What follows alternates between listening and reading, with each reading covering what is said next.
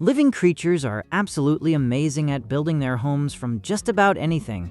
But sea-dwelling creatures are particular wizards.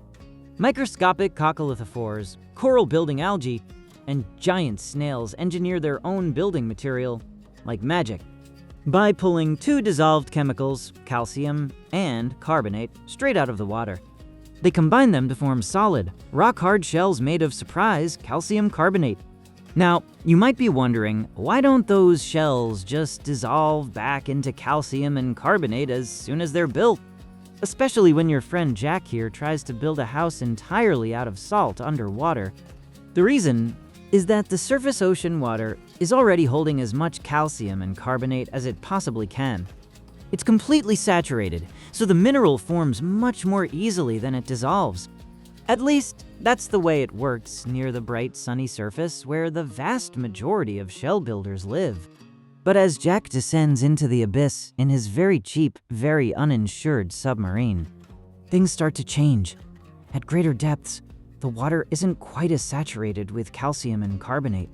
And because of the intense pressure and freezing temperatures, calcium carbonate is actually easier to dissolve down here.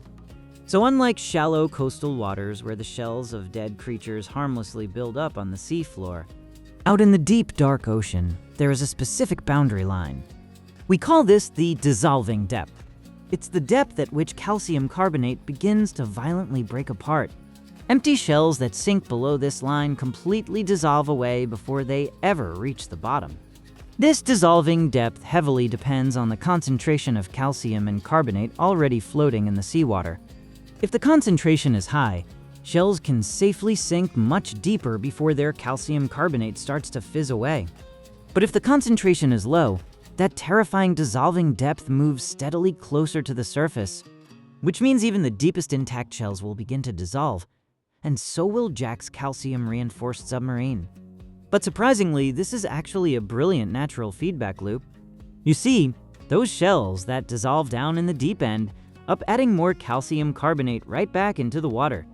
This makes it harder for other shells to dissolve, thereby pushing the dissolving depth back down.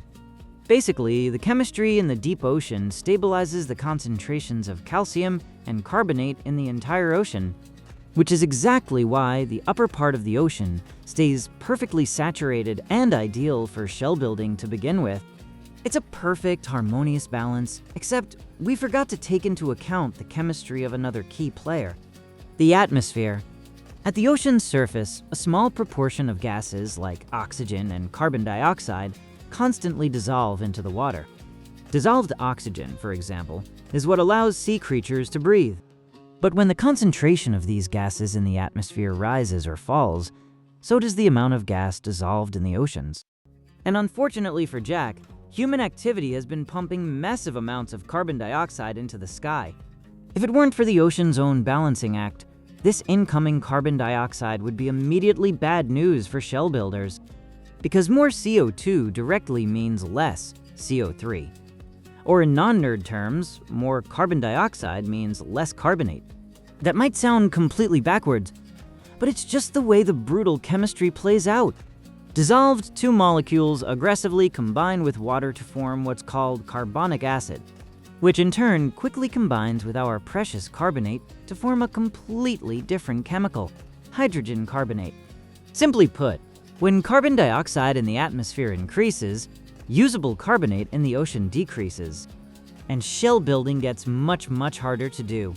Given enough time, the physics and chemistry of the ocean will cause the dissolving depth to rise.